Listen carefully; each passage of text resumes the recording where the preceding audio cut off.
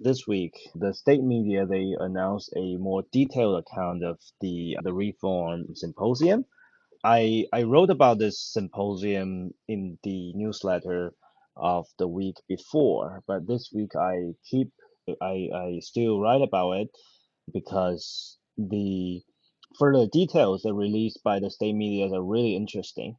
And I think one line that really grabs the attention of most people is this.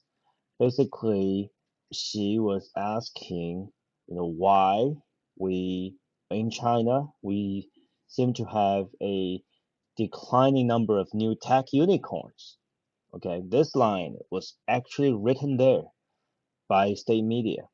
Okay, and it's a tightly and heavily curated account, and they allow this particular sentence to be revealed, right? So in my newsletter, I talk about at least three three ways, three things that I find to be odd about this line. Okay, in this video, I will not go through each one of them. I'll just highlight the third one.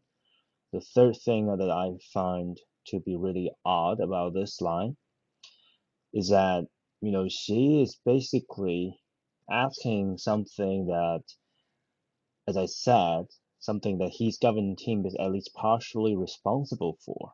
Okay, this seeming lack of new tech unicorns in China.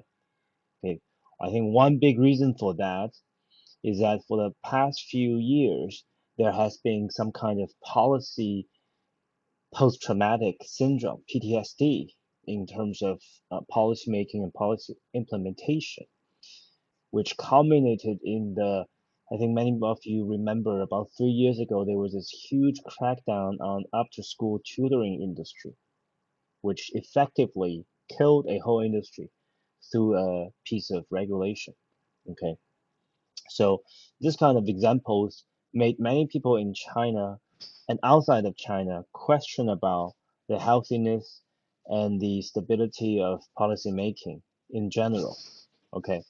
So I think that's something that needs to be fixed, and it's kind of quixotic to hear the big box himself asking something that I think he and his team is partially responsible for. Okay, so for the detailed discussion, please go to the newsletter, China Translated.